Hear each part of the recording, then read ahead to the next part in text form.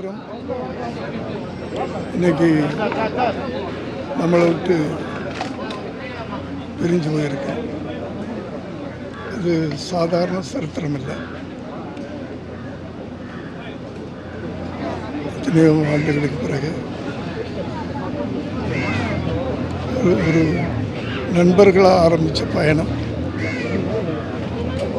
ஒவ்வொரு நண்பனாக நான் இழந்துட்டு வரேன். அதையெல்லாம் நினைக்கும் போது ரொம்ப கஷ்டமாக இருக்குது. அவருடைய படைப்புகள் அப்படின்னு சொல்லும்போது அதை யாருமே திரைப்படங்களாக சினிமாவாக நான் பார்க்குறதில்ல. ஒவ்வொரு படைப்புகளும்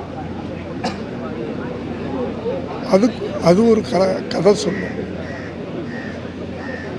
இன்னும் சொல்லப்போனால் அவர் ஒரு புது வேதம்னு சொல்லலாம். வேதம் புதுதுன்னு எடுத்தார்.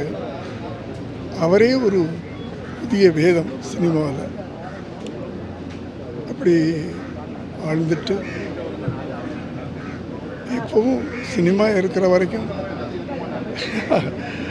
அந்த சினிமா ஆரம்பித்த ஒவ்வொரு படங்களும் ஆரம்பிக்கும் போது அந்த கைகள் மேலே அந்த வாய்ஸ் வரும் பாருங்க, தமிழ் மக்கள். அந்த மறக்க முடியாது யாராலையும். அதுலேயும் வேதம் புதிதெல்லாம் உண்மையிலேயே ஒரு புது வேதம். இன்றைய தலைமுறைகள்லாம் படிக்க வேண்டிய பாடப்புத்தகம் தான் நினைப்பேன். அவருடைய சில படங்கள், அவருடைய இழப்பு அவருடைய இழப்பு அது எப்படி சினிமாவில் ஈடுகட்டுறதுன்னு சொல்ல முடியாது.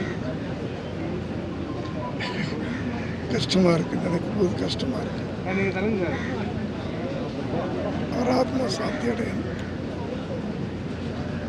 அவர் குடும்பத்துக்கு என்னுடைய